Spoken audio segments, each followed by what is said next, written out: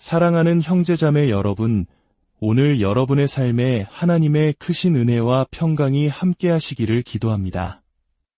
이 고요한 시간을 통해 우리의 영혼을 채우는 지혜의 말씀 속으로 함께 떠나보고자 합니다. 오늘 우리가 함께 나눌 말씀은 성경에서 가장 아름다운 시 중 하나로 꼽히는 시편 139편입니다. 하지만 이 아름다운 시의 마지막 부분에는 많은 이들을 당혹스럽게 만드는 다소 거칠고 불편하게 느껴지는 구절들이 등장합니다. 오늘은 바로 그 지점을 피하지 않고 정면으로 마주하며 그 안에 숨겨진 깊은 영적 의미를 발견하는 시간을 갖겠습니다. 이 말씀을 듣기 전에 잠시 시간을 내어 구독과 좋아요를 눌러주시면 감사하겠습니다. 여러분의 작은 손길 하나하나가 이 귀한 말씀이 더 많은 영혼에게 닿게 하는 통로가 됩니다. 이 영상을 공유하는 것 또한 하나님의 은혜를 나누는 귀한 사역의 일부임을 기억해 주십시오. 여러분의 가정과 삶 위에 주님의 축복이 넘치기를 소망합니다. 먼저 시편 139편 전체를 경건한 마음으로 함께 읽어보겠습니다. 여호와여, 주께서 나를 살펴보셨으므로 나를 아시나이다. 주께서 내가 앉고 일어섬을 아시고 멀리서도 나의 생각을 밝히 아시오며 나의 모든 길과 내가 눕는 것을 살펴보셨으므로 나의 모든 행위를 익히 아시오니 여호와여, 내 혀의 말을 알지 못하시는 것이 하나도 없으시니이다. 주께서 나의 앞뒤를 둘러싸시고 내게 안수하셨나이다. 이 지식이 내게 너무 기이하니 높아서 내가 능히 미치지 못하나이다. 내가 주의 영을 떠나 어디로 가며 주의 앞에서 어디로 피하리이까? 내가 하늘에 올라갈지라도 거기 계시며 스올에 내 자리를 펼지라도 거기 계시니이다. 내가 새벽 날개를 치며 바다 끝에 가서 거주할지라도 거기서도 주의 손이 나를 인도하시며 주의 오른손이 나를 붙드시리이다. 내가 혹시 말하기를 흑암이 반드시 나를 덮고 나를 두른 빛은 밤이 되리라 할지라도 주에게서는 흑암이 숨기지 못하며 밤이 낮과 같이 비추이나니 주에게는 흑암과 빛이 같음이니이다.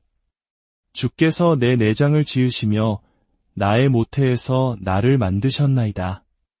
내가 주께 감사하옴은 나를 지으심이 심히 기묘하심이라. 주께서 하시는 일이 기이함을 내 영혼이 잘 아나이다. 내가 은밀한 데서 지음을 받고 땅의 깊은 곳에서 기이하게 지음을 받은 때에 나의 형체가 주의 앞에 숨겨지지 못하였나이다. 내 형질이 이루어지기 전에 주의 눈이 보셨으며 나를 위하여 정한 날이 하나도 되기 전에 주의 책에 다 기록이 되었나이다. 하나님이여, 주의 생각이 내게 어찌 그리 보배로우신지요. 그 수가 어찌 그리 많은지요. 내가 세려고 할지라도 그 수가 모래보다 많도소이다. 내가 깰 때에도 여전히 주와 함께 있나이다. 하나님이여, 주께서 반드시 악인을 죽이시리이다. 피 흘리기를 즐기는 자들아, 나를 떠날지어다. 그들이 주를 대하여 악하게 말하며 주의 원수들이 주의 이름으로 헛되이 맹세하나이다. 여호와여, 내가 주를 미워하는 자들을 미워하지 아니하며 주를 치러 일어나는 자들을 미워하지 아니하나이까? 내가 그들을 심히 미워하니 그들은 나의 원수들이니이다. 하나님이여, 나를 살피사 내 마음을 아시며 나를 시험하사 내 뜻을 아옵소서. 내게 무슨 악한 행위가 있나 보시고 나를 영원한 길로 인도하소서. 아멘. 우리가 함께 읽은 것처럼 시편 139편은 크게 네 부분으로 나눌 수 있습니다. 1절부터 6절까지는 하나님은 나를 속속들이 아십니다. 라는 고백입니다. 7절부터 12절은 하나님은 언제나 나와 함께 하십니다. 라는 확신을 노래합니다. 13절부터 18절은 하나님께서 나를 놀랍게 창조하셨습니다. 라는 경이로운 찬양입니다. 그리고 마지막 오늘 우리가 깊이 묵상할 19절부터 24절은 하나님은 나를 의롭게 판단하십니다. 라는 선언으로 이어집니다. 많은 사람들이 앞선 18절까지의 아름다운 고백과 찬양의 깊은 감동을 받다가 19절에 이르러 갑자기 불협화음처럼 느껴지는 9절에 당황하곤 합니다. 하나님이여 주께서 반드시 악인을 죽이시리이다. 내가 그들을 심히 미워하니 그들은 나의 원수들이니이다. 이 구절들은 마치 다윗이 갑자기 피에 굶주린 복수심에 사로잡힌 것처럼 보일 수 있습니다. 어떻게 이토록 아름다운 시에 이런 저주의 말이 들어갈 수 있을까 하고 의문을 품게 됩니다. 하지만 우리는 이 마지막 부분이 앞선 18절까지의 내용과 동떨어진 것이 아님을 기억해야 합니다. 오히려 이 마지막 고백은 앞선 모든 고백들로부터 자연스럽게 흘러나오는 필연적인 결과입니다. 다윗이 하나님의 전지하심, 무소부재하심, 그리고 창조의 신비를 깊이 체험했기 때문에 바로 그렇기 때문에 그는 악에 대해 이토록 강렬하게 반응하는 것입니다. 생각해 보십시오. 하나님이 다윗에게 너무나도 소중하고 보배로운 분이었기에 그는 하나님을 대적하고 그 이름을 모독하는 자들을 견딜 수 없었던 것입니다. 이것은 개인적인 원한이 아닙니다. 하나님의 거룩함과 영광을 향한 뜨거운 사랑에서 비롯된 의분, 즉 거룩한 분노입니다. 우리 한국 문화 속에서 불의를 보고 참지 못하는 선비의 정신, 나라를 욕되게 하는 것에 분개하는 마음을 의분이라고 표현하는 것과 비슷하지만 다윗의 마음은 그보다 훨씬 더 근원적인 창조주 하나님을 향한 순전한 사랑에 기반하고 있습니다. 어떤 사람의 세계관이 온전히 하나님으로 가득 차 있다면 그 사람은 자연스럽게 이 세상에서 악이 사라지기를 갈망하게 됩니다. 진정한 신자라면 누구나 죄가 더 이상 존재하지 않고 하나님의 공의가 완전히 실현될 그날을 소망하지 않겠습니까? 다윗은 바로 그 마음으로 악의 세력이 종식되기를 하나님께 간구하고 있는 것입니다. 이것을 이해하기 위해 쉬운 비유를 들어보겠습니다. 만약 제가 수십 년 된 언제 고장나도 이상하지 않을 낡은 자동차를 가지고 있다면 누군가 그 차에 흠집을 내거나 발로 차도 크게 신경 쓰지 않을 것입니다. 하지만 만약 제가 세상에서 가장 귀하고 아름다운 명차를 선물 받았다면 어떨까요? 작은 흠집 하나에도 마음이 아프고 그 차를 훼손하려는 사람을 보면 분노가 치밀 것입니다. 또 다른 비유를 들어볼까요? 이 땅의 아버지들은 자신의 딸이 얼마나 소중합니까? 만약 누군가가 그 순결하고 사랑스러운 딸을 해치려 하거나 모욕한다면 그 아버지는 가만히 있을 수 없을 것입니다. 딸을 사랑하는 만큼 딸을 위협하는 존재를 미워하게 되는 것은 당연한 마음입니다. 다윗의 마음이 바로 이와 같습니다. 그는 하나님의 위대하심과 거룩하심을 너무나 깊이 알았기에 그 하나님의 영광에 반하는 모든 것을 견딜 수 없었던 것입니다. 자, 그렇다면 우리는 이 다윗의 기도를 어떻게 이해하고 우리 삶에 적용해야 할까요? 몇 가지 중요한 점을 짚어보겠습니다. 첫째, 이것은 개인적인 복수가 아닌 하나님을 향한 간절한 기도입니다. 다윗은 지금 자기 손으로 원수를 갚겠다고 선언하는 것이 아닙니다. 그는 지붕 위에 올라가 사람들을 향해 저주를 퍼붓고 있는 것이 아닙니다.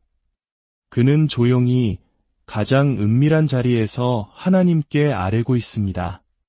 모든 심판의 주권이 하나님께 있음을 인정하며 하나님의 공의로운 심판이 임하기를 기도하는 것입니다. 성경 전체를 보면 구약과 신약 모두 개인적인 복수를 엄격히 금하고 있습니다. 레위기 19장은 내 형제를 마음으로 미워하지 말며 내 이웃을 사랑하기를 내 자신과 같이 하라고 명령합니다. 로마서 12장에서는 원수 갚는 것이 내게 있으니 내가 갚으리라고 주께서 말씀하시니라는 구약의 말씀을 인용하며 복수는 하나님의 영역임을 분명히 합니다. 다윗의 기도는 이 원칙을 어기는 것이 아니라 오히려 그 원칙에 철저히 순종하는 행위입니다. 그는 자신의 손으로 복수하는 대신 모든 것을 아시고 유롭게 판단하시는 하나님께 그 문제를 온전히 맡겨드리고 있는 것입니다. 둘째, 이것은 인간이 실행할 행동 강령이 아닙니다. 다윗은 이 기도를 통해 자신이 직접 악인들을 처단할 계획을 세우고 있지 않습니다. 실제로 사무엘서를 보면 다윗은 사울왕을 죽일 수 있는 절호의 기회가 여러 번 있었음에도 불구하고 여호와의 기름 부음 받은 자를 자기 손으로 해치지 않으려 했습니다. 그는 복수할 기회가 왔을 때에도 모든 것을 하나님의 손에 맡기는 믿음을 보여주었습니다. 다윗이 미워한 원수들은 단순히 그를 개인적으로 괴롭히는 사람들이 아니었습니다. 그들은 하나님의 이름을 모독하고 하나님의 백성을 대적하며 하나님의 나라를 위협하는 하나님의 원수들이었습니다. 다윗은 하나님의 왕으로서 하나님의 공의를 대변하는 마음으로 기도했던 것입니다. 셋째, 이 시편은 오늘날 우리가 겪는 딜레마를 드러냅니다. 솔직히 우리 중 많은 사람들은 다윗처럼 기도하기를 주저합니다. 왜일까요? 첫째는 우리의 생각이 혼란스럽기 때문입니다. 우리는 죄는 미워하되 사람은 미워하지 말라는 말을 자주 듣고 그것이 기독교 사랑의 전부인 것처럼 생각합니다. 물론 그 말에는 진리가 담겨 있습니다. 우리는 모든 영혼을 긍휼히 여겨야 합니다. 하지만 우리는 악이 추상적인 개념이 아니라는 사실을 잊곤 합니다.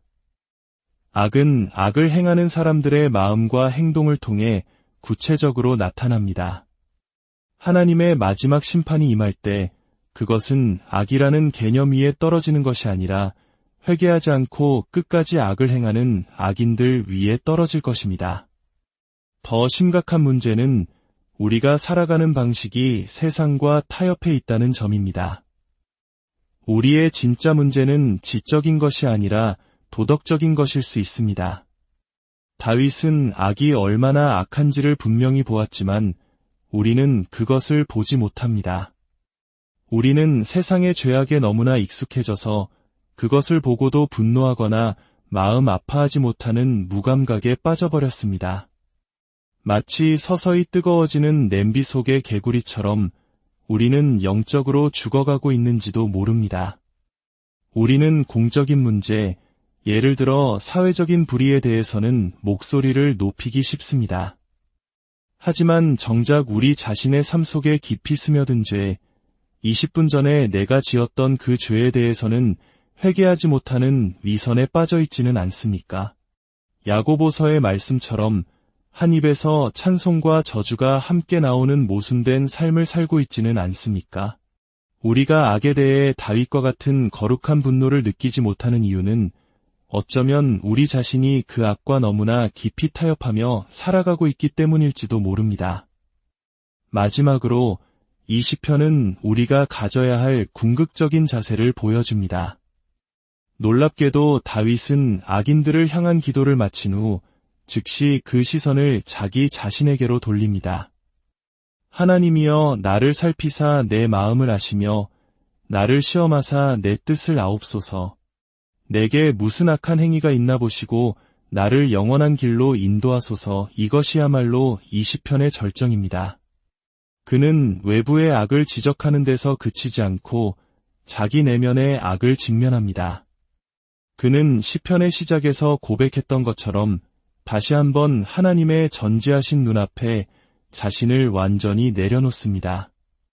주님, 주님을 대적하는 자들을 향한 제 마음을 주께서 아십니다.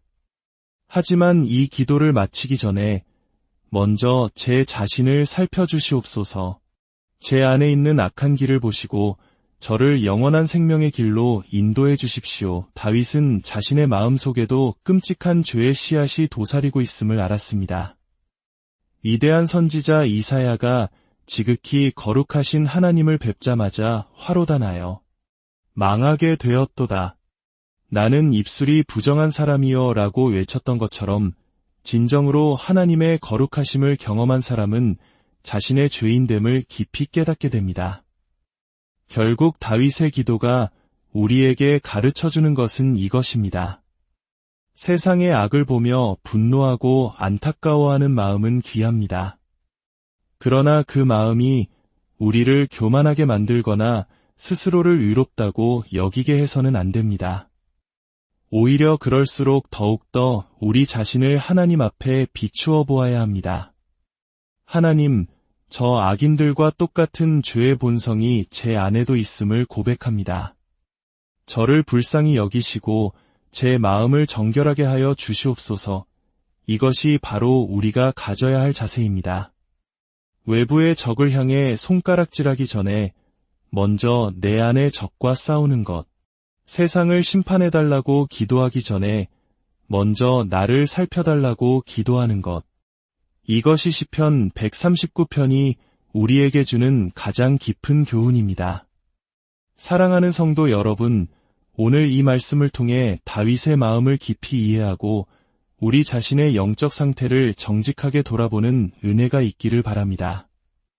세상의 죄악 속에서도 거룩함을 잃지 않으면서 동시에 겸손하게 자신을 살피며 하나님의 영원한 길로 인도받는 저와 여러분이 되기를 주님의 이름으로 축복합니다. 함께 기도하겠습니다.